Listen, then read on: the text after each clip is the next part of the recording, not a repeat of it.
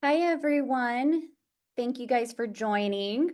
I'm Crystal, our Senior Marketing Manager. We have Ashley, our CEO and founder, on with us, and Kelly Harward, our Head of Product, on with us. We're going to wait a few minutes and let a few more guests trickle in. So, while you're joining, why doesn't everyone go ahead and put in the chat? We were just discussing what kind of desserts we like before we jumped on. And found that what's kind of divisive is if you're a cookie person or a cake person or pie. So drop in the chat, what's your favorite dessert? Team cookies all the way. Kelly, what's your favorite dessert? Not a big dessert guy. I'm more salty and savory over sweet, but Oh, so yeah, like for dessert, if you can like throw in, something with sea salt, caramel, or something to get that mix, then you've got my attention. I love a good chocolate mousse with a salted, like I've had them at places. I don't even know what they're called. Amy likes I love brownies. Justine, that doesn't count. A tie between both. Lily likes pie. Ashley, do you have a favorite? Um, well, so if it's like a true dessert, like I'm gonna order it at a restaurant, I'm probably gonna go cheesecake. And I would go like the standard like cheesecake with some strawberries on top. But if I'm gonna intake like sugar in that form, outside of a restaurant, I'm eating Sour Patch Kids. So I have a very, very like I have zero control when it comes to Sour Patch Kids. I make my children hide them for me, so I don't know where they live. That's what the question should have been is like, what's the Halloween candy that you have stockpiled in your house right now? I think they have some sort of crack or something in them. Like they're very addictive.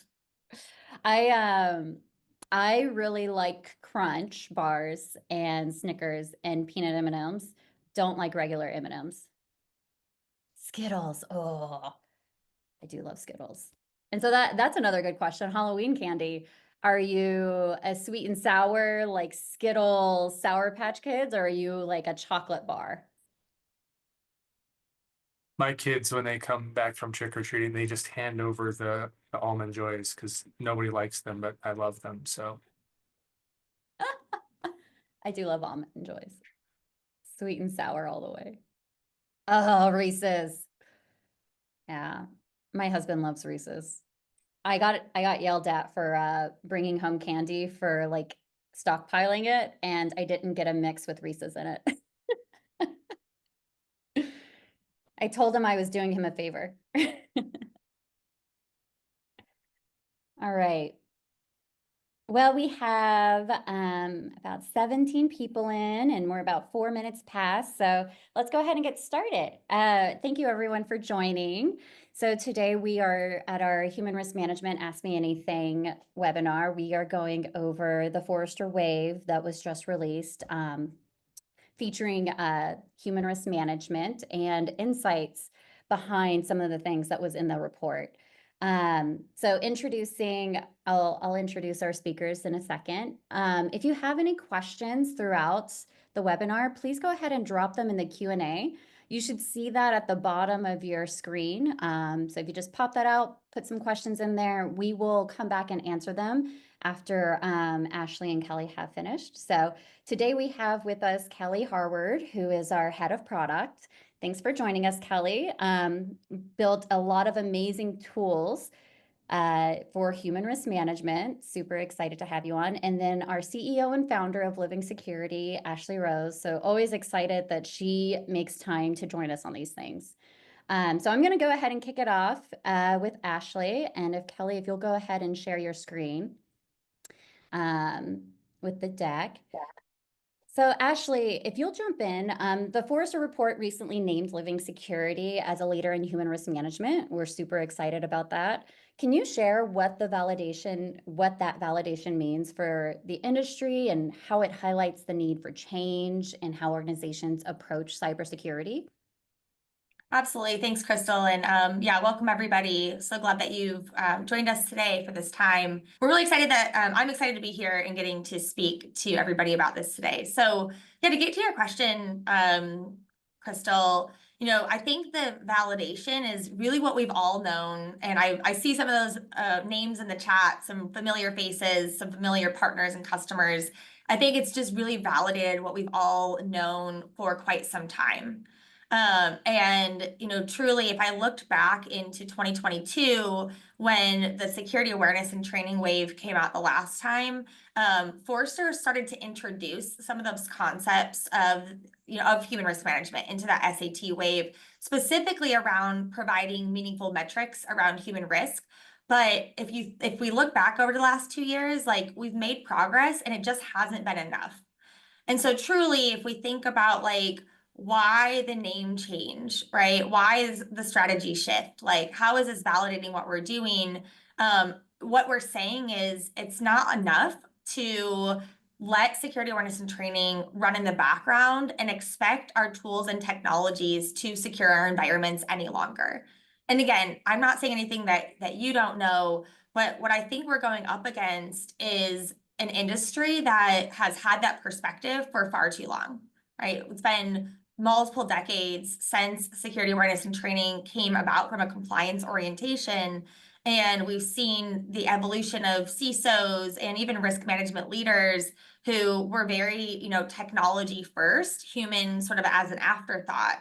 And so it really requires content like this, right? Industry validation. It requires multiple vendors. And it also requires a collaboration across the industry that's saying and speaking the same thing, to where we're seeing more of a mass market adoption of, this type of approach. And so that's what I'm really excited about. That's why I think that the recent wave that was released is so meaningful, not to just us as vendors, but to everyone as a practitioner. All of those of you who are approaching your security leadership team to gain budget and buy-in, who are going and having conversations with your SOC and your incident response team, and trying to communicate not only like the urgent need to do something different, but also a validated market approach for a solution and a program that can help you accomplish your goals. So this should be used as a tool for everyone here as well. But I'll kind of expand upon that. I know we have just a few slides to click through. I'll keep it short so that we can get more into our AMA. And I mentioned before, so in 2022, we saw the emergence of some HRM type concepts as part of the 2022 wave. But that progress hasn't been enough over the last 2 years from an industry adoption standpoint.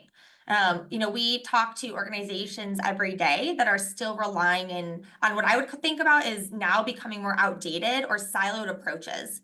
I see people at many different levels in all types of conversations, right? Those that come in talking to us about, traditional like security awareness and training capabilities, to those who are starting to try to do a lot of their own data manipulation, whether it's on, a BI tool or they're hiring some data analyst, to those that have an active initiative or even like an RFP in the market focused on adopting an HRM strategy. So it's still all over the map from an adoption standpoint. But I think what's really unique and extremely exciting is that like Forrester took a really hard stance. Like they put a claim in the ground, they staked a claim that broad human risk management coverage is not limited to security awareness and training, is appropriate for every customer. So I think we gotta let that sink in. Every customer, that means every industry, right? Every size, every like level of maturity and sophistication from a security organization perspective. It means that when you're adopting two-factor authentication for the first time as an organization, because you're like looking to go, accomplish a security compliance requirement or get a certification, that like an HRM strategy is appropriate for you. I think we have quite a ways to get there, but that's where this is going. And I'm truly excited about it. And then if we, think a little bit further, so another kind of quotation that I love. Human risk management solution customers should look for providers that enable you to adopt HRM, not just buy into it. And I think that is equally as important, especially when you have a maturing industry that people are still attempting to figure out. They're trying to define what this is. They need to communicate a very well thought out strategy and solution and process to other stakeholders that have many different competing priorities. And it's not enough to just, change your website titling. What said one thing says something different before. It's really not even enough to launch a new feature. You actually need a partner that helps you make progress in this way. And we see that day in and day out. So a couple things I'm excited to talk about and have Kelly talk about. I'll just kind of give a couple bullet points. So one, highlighting our approach to customer success. I know many of you who have worked with us, over the last few years, I cannot tell you the number of times I get on a call and have someone say, I just love working with, whoever their CSM is, right? And that's just the first thing I hear. And I think that's something I am really inspired about. And it's something that we believe is a core value. We're customer success obsessed. And then also it does come out in terms of how we're defining and deploying features. We heard from a lot of our customers that, they needed some more context around insights and data, and really guidance of how to take action. And so a lot of the new things that Kelly and team are deploying are really around how do we enable more kind of easy to use, more streamlined usage, and something that will help to promote their HRM strategy. And then, last, obviously, could not be more proud of the positioning, as an undisputed leader in HRM. I wrote a blog, if you're interested. It's the little dot in the upper right corner, and really talking all about how we took a very, I would say a very kind of firm shift early on in this market to go all into HRM. And because we truly believed that wasn't just the future, but it was really the best and the most effective program for our customers. And we risked a lot, right? And I think that I'm really excited that we not only were validated as market leaders from that perspective, but now we get the opportunity to grow and expand and bring that to more and more customers. So I think that's my introduction to where we are today. Looking forward to answering more questions, but I'll turn it over to Kelly and take us through the rest of the slides. Here we go. I'm going to speak to this. So I've spent a little time thinking about this, and this shift from SAT to HRM has got a lot of people, really scratching their heads. And one of the questions I asked myself was, if I tried to distill what's different about HRM relative to security awareness and training into one word, what would that word be? I'll give you just a second, think about that. What's the answer that comes to mind for you? I think there probably is several good answers to that question, but I think right up towards the top of the list for me is data, right? HRM really takes a very data-centric approach, both in terms of being able to quantify human risk, but then also measure change in human risk and actually be able to demonstrate ROI in a way that SAT never could, right? And so I want to talk a little bit just for a moment about the role of data in human risk management. And one of the things that I noticed in the recent Forrester evaluation is that, many of the current vendors in the landscape tend to overemphasize quantification of risk that's based on only one or two data from only one or two, security domains, maybe phishing simulation data, for example, and they call that human risk management. But what Forrester and others are recognizing is that true HRM requires a broad perspective on risk related to humans. And that means more data, both in quantity and variety. And this is really where integrations come into the picture, right? And this means being able to integrate data from a broad set of tools that already exist in your security and IT stack, and then be able to incorporate that data into risk models. This is a critical capability for effectively identifying and mitigating human risk. You'll see here at the top of this slide, one of the key recommendations that Forrester made in this report is that human risk management solution customers should look for providers that have a comprehensive, accurate method to measure human risk. And I love that. When you think about in terms of the capability that we bring to the market as Living Security in our unified platform, not only do we offer more out-of-the-box integrations for the solutions that already run in your environment, we also have the most extensive set of capabilities to analyze and act on that data once it's integrated, right? So for example, Unify has the most advanced AI-driven risk quantification models that characterize a richer view of human-related risk. And these models take into account multiple risk factors, not just behavior. So they look at things like threats that people are exposed to, as well as the impact of people's roles and permissions and access. And then additionally, Unify has an extensive set of capabilities to take action on areas of identified risk, such as structured action plans and automated workflows. And so you put all this together, you look at these two categories here on this slide. Living Security's unified platform received a perfect score of 5 in both related categories, both external integrations to identify risky events, as well as external integrations to respond to risky events. And for me, that's really kind of getting at the heart of what is HRM and how is it fundamentally different from SAT. One other thing I just want to touch on pretty briefly before we get to the question and answer period. Some of you may be from organizations that are at different parts or different places along this journey, and you may be wondering, well, what does all this mean for me, and how can I start? How can I take some action? And so I wanted to just give a few thoughts on that. Of course, having a partner like Living Security with both the experience and the support, as well as the solution to guide you on your journey, is an ideal option. But there are some concrete things that you can do today, even if you're working in an organization that isn't ready to engage directly with a vendor of a purpose-built HRM solution. For starters, I would say use the Forrester Wave, right? It's a great source of educating yourself and your team, and there are many, many amazing recommendations in that report to help you get started. A few additional things that you might consider, and they're laid out here on the slide. First, start by conducting a security audit. This means mapping out your organization's stack of security and IT controls. Begin to understand, which system is the source of truth on identities in your organization.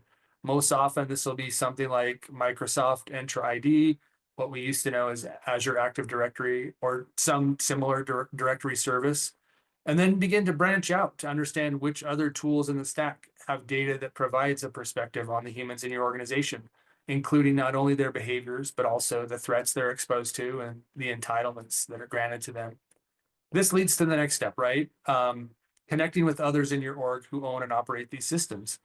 Open up and strengthen those lines of communication with those adjacent team members that run these tools, and start to educate them on what you're learning about the role and importance of human risk management. And then together, as these conversations with your other team members start to build momentum, you and your colleagues can begin to recognize opportunities to make HRM more central to the security strategy and posture of your organization. And so at that point, you can begin to work together to imagine a future where a more informed view of human-centric risk can lead to more positive security outcomes. And then you can start to build together a stepwise plan for getting from your current state to that desired future state. So just a few ideas about, how can you make HRM more meaningful in your organization starting today? Thanks, Kelly and Ashley, for that presentation. So we've got a couple of questions coming into the Q&A. So I'm going to go ahead and just jump in and start asking those. I think this one's kind of perfect following up with like the next steps slide that you just went over, Kelly. What immediate steps can be taken to begin building a dynamic risk model, considering that you just, built ours? You're probably the go-to person to answer that. Yeah, so I'll say, this is a hard problem, right? And that's why, a lot of people are coming to Living Security and saying, hey, we need your help with this. In fact, we've seen a lot of customers who've experimented with trying to solve for this problem with, in-house tools.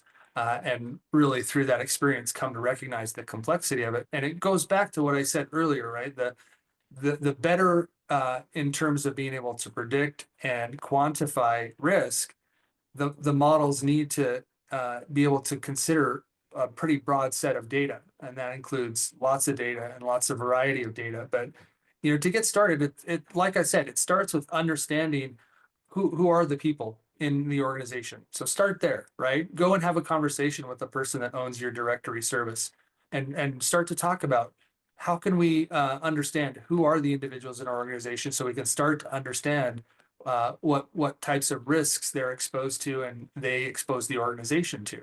And then from there, you can start small. You can start to layer on top of that. Once you understand who are the identities in the organization, pick one type of behavior. Maybe it's through your DLP tool. Maybe that's a priority. You want to get perspective on, what's the risk around data and access to data. You can start to marry those two things together. Now we can see who are the individuals in the organization and what do we know about their access and use of data. And then you can just start to build on that from there iteratively and start thinking about, okay, what's the next use case that's really important to us? What's the data source that can inform that use case? Let's start to layer that on as well. Awesome. Yeah, it's really a full team approach, it seems like. Okay, so this is the next question. I think both Ashley and Kelly would be good to hear your thoughts on this. As cybersecurity threats evolve, how do you see the role of HRM changing in the coming years, and how can we prepare? Yeah, great question. I'll take a first pass at this, and then Kelly, if you have anything to add on. So, I want to say also just maybe look at this more from like a trending perspective. Threats and also just overall trends in the industry will guide how we should be thinking about our cybersecurity strategy. So, I'd say the first sort of trend is that more and more organizations are recognizing that human behavior is one of their biggest security risks. And that I have a belief that HRM and then human risk will be more heavily integrated into risk management frameworks. And that data, as Kelly mentioned, is really going to be a discipline that drives more of a continuous monitoring and continuous assessment, as well as more prescriptive mitigation to human risk. So, I think we need to do things around investing in behavioral analysis. I think things are becoming more and more personalized. I'll talk about AI generally in a minute, but I think, tailoring interventions, understanding individual risk profiles, like all of those things from a trend perspective are not only being used on the adversary side, but also need to be leveraged from a risk mitigation and a risk management perspective. And then Kelly also mentioned, really on the kind of empowerment of leadership. I think that's huge. Sort of a trend around, security in the business becoming more and more integrated, right? Where like managing human risk or managing risk in general is not just a security team responsibility, but it really takes a broad leadership team. It takes leadership support. So those are sort of broader trends. From a threat perspective, I think I would be remiss to not talk about AI. It's everywhere. It's like all we see at RSA and every conference, conference. But I think being able to target and personalize, for instance, social engineering attacks at scale is really going to be like one of the biggest things from a human risk perspective that we're going to be dealing with. Obviously, I've already seen, the role of AI when it comes to like deep fakes and the progression of that capability, even in video, right? It's just becoming more and more real. And so if we are seeing, the adversary leveraging these tools and techniques, the question should be like, how can we as practitioners, right, and security leaders leverage the same type of technology in defense? And so, a couple areas come to mind. So leveraging AI to predict behavior, right, kind of comes back to our trends, but, AI is phenomenal at going and sorting through a ton of data, looking at patterns and activity, and being able to identify those anomalies, right? It's a lot of like the back end from a machine learning perspective of what's being built into like ours and other risk models. And then at the same time, being able to automate and then tailor and personalize those responses, whether it be through nudges or warning or contents or even potentially policies and controls. So I would say that from a trend and threat perspective. I'll mention one more that I think I said earlier, but this sort of convergence of different adjacent categories. So if you think about, GRC platforms, if you think about identity platforms, all of these different kind of tools or kind of categories of our cybersecurity, landscape and tech stack, what we're seeing a lot of is that they are independently looking to essentially quantify risk that they can take action on. So I think there's already a recognition that like this trend is happening, and they're like, well, we can't operate without the context of user risk. So we need to develop our own user risk score. And we're seeing tons of user risk scores. I think the challenge with that is that when systems and tools are doing things in isolation in in an increasingly complex and integrated environment, you are missing so much context that's important to essentially like tailor controls and take action on. And so it's my belief that there will be a centralized or a single pane of glass for user risk, right? A user risk profile that these other parts of our tech stack are essentially feeding into and gaining access from a context perspective to take action. That just allows for your environment to work in a much more integrated and holistic way. And like, that's the only way that we're going to be able to increase and effectively defend our environments while the adversaries are increasing the sophistication and complexity of their attacks. Yeah, I love this question, and I think Ashley gave a really comprehensive answer. Maybe just one thing that I would add to that. Certainly the security issues and threats that organizations face are not going to become less complex or easier to solve for, right? We see that curve just continuing to rise, and I think as modern security teams look at how they're going to grapple with that, it's really about how they come together and work together as a team to solve those challenges.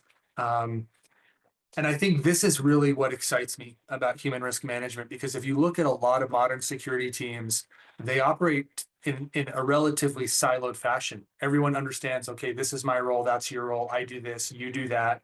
And everybody kind of hopes together at the end that by everybody doing their job, we achieve some outcome. I think the next generation of that is that you're going to see security teams start to work together in a much more collaborative fashion in a way that you haven't seen before.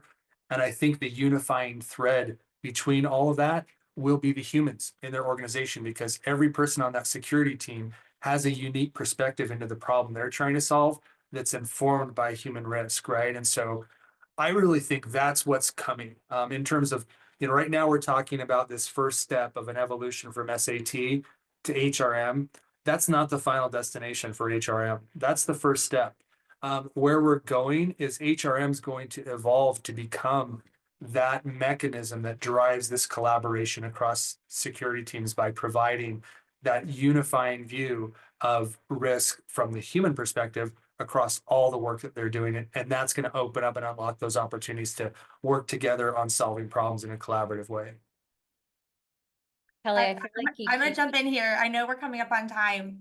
Kelly, I love where you're going with that. And it just reminds me of, I think one, like as we're wrapping up, maybe a good ending point here. We talked about security team collaboration, but we also need to add our employee base into that team, right? Like there's been a big shift and focus on security as everyone's responsibility. We want everyone to take ownership, right, of their security and risk profile. And so that means that as security professionals, we actually need to have empathy, and we need to understand that as an employee base, the lines are blurring between personal and professional life, right? We're now working in like very hybrid remote and work settings. We're not within the four walls of our corporate environment anymore. People are people, right? They have mental and emotional kind of well-beings that we need to understand. Cybersecurity incidents take a huge toll on security teams, potentially also in the employee base and leadership. But also we know that training fatigue is a real thing, right? Like people are trying to get their jobs done. So, and then we add in one more thing for them to do, right? And with just one more thing, we're already dealing with a lot of stress and burnout. And so I think another trend we're going to see is more human-centric security approaches. And I believe human risk management is actually like directly in alignment with being more human-centric, where we're taking more of a risk management versus a compliance or a have to, more of a punitive way, where we're like really continuing to erode trust. And only thinking about what we care about on one side of the table. There's a balance, right? There's a balance of how do we effectively like design solutions with security in mind, but then how do we also help to enable our employee base to act in a really secure way and encourage that type of behavior? So I think that's a little bit of a blend of, from a threat perspective, I think the threat is people are burning out. It's easier to make mistakes. They don't feel supported. If they're in an environment that they don't think cares about them, why do we expect them to care about us? And are we surprised then that like malicious insider risk is also an area that we're dealing with as security leadership? So there is everyone's kind of part of the security team now, which can be, from an attack surface perspective, can feel, daunting, but it can also be really empowering if you take the right approach. Awesome. I know we're a little over time, but we have a couple of other questions in the chat. So I'm actually going to combine them because they're somewhat related, and try to get both of you to answer those real quick. So one is, how do you track human behaviors while maintaining employee privacy and trust? I know like some of the events I've gone to, this is a big topic of discussion for program owners. And then to follow that up, can you share an example of how shifting from SAT to HRM works in practice? Kelly, why don't you kick us Yeah. off here? Yeah. So yeah, let me start with that. I'll just say, yeah, I mean, privacy is one of those cross-cutting concerns that, cuts right through these conversations and it has to be addressed head on. And that I don't think there's any other way than than to deal with privacy as an issue head on. That's part of the reason in our product strategy that, we've dealt with it head on and, have built and continue to build tools that allow our customers to put the right levels of controls in place to be able to manage those concerns. One thing I will mention, I think when people start to think about maybe a new technology solution and, hey, wait, what does this mean for privacy? They start to invent some imaginary scenarios that really aren't problems that they have, right? One of the things that's interesting about HRM is we're not synthesizing any new data that doesn't already exist in your organization, right? We're looking at data that you've already got about people and their behaviors and the risks that they're exposed to, and we're just giving you a view into understanding that better, right? And so obviously you need to have some controls in place about who has that data, access to that data once it's aggregated, and what forums are you exposing that data to various users in. And that's really where the importance of built-in privacy in the tool comes into play. But I would say HRM is not something that's going to like blow up your privacy regulations, because we're looking at data that you already have and store and have to deal with anyway. It's just providing you more insight around that data. Yeah, thanks, Kelly. I think you covered a majority of the points there. I think one thing is role-based access controls. It's the same way that we need to have access controls across all of our data that exists in our environment. Like it's a who needs to know type of question, and how are we implementing that right across tooling. And while the same considerations, we're thinking about AI and different LLM models that are running. So I think this falls very squarely in line with how we think about anything from a security strategy perspective. Last question you asked, Crystal, I'll just take this one quickly. So shifting from SAT to HRM, I'd say that we're starting to see a very kind of standardized journey of how people are approaching this. So one, people will say, I have to run my annual training campaign, I have to run my phishing campaigns. And I'm like, yes, like we will do that. Like but what we need to do is try to figure out a way to do that in a very streamlined and efficient way so that your teams and your very small teams can have the bandwidth and capacity to start thinking more strategically. And so like the first question is, how can we put sort of compliance on rails, right? Or how do we just make it very, very easy to run the things that we need to do? Many of you have spent years now building these programs. And so we should be to a point where we're able to automate quite a bit. So I would say that's step one is like, how can we automate the things that need to get done so that we can spend the time on the things that are going to help us progress and mature our program and reduce risk for our business. So that's the first is prioritization, time management. The second thing is most customers start off with visibility as the first goal. The first thing they want to do is they want to get data in, they want to be able to quantify risk, and they want to see and they want to start being able to measure the things that they've sort of intuitively or sort of had gut feelings about this whole time. So visibility tends to be the first step, and again, is driven really by those integrations that Kelly talked about, as well as partnering with, a partner or a vendor, or maybe even somebody internally to like start analyzing that data. Once we have visibility, then the next step is, okay, what are the actions that we can take within our environment and kind of within the maybe the restrictions or the constraints that we have in place? And I'd say for most of our clients, there's really kind of two ways that they go as a first step. One could be strictly on reporting. So they're wanting to then communicate that visibility across the leadership teams. And the importance of that is when we're able to engage our leadership or even our peers with more data and more of a story, it actually helps to open up the aperture for some additional steps of mitigation. And one of those steps, which also I think runs in parallel for quite a few organizations, would then be moving to more risk-based training. So once we understand and we can conceptualize and visualize risk, then the next step is, well, okay, how can I start targeting some of my campaigns, some of my training, some of my nudges directly to the people, to the groups, or to the cohorts that we need it most? And what that kicks off is an approach to be able to start measuring the ROI of your program and resources. So once you deploy an action plan, for instance, you can track and say, is this being effective? And it's that story, right? It's that sort of use case that you can take and then use and expand upon within your leadership, within your CISO organization, where you can start engaging with some of these other adjacent players within the security teams and start kind of telling them the story of how their life or their job could be better with some more human-oriented data and context. So there's much more beyond that. It doesn't stop there, but I think those are some really practical ways we can get started and kind of the customer journey that we're seeing most frequently followed. Thank you. Appreciate that. Do you guys have time for one last question? Do you want one last question? Go ahead. All right, last one.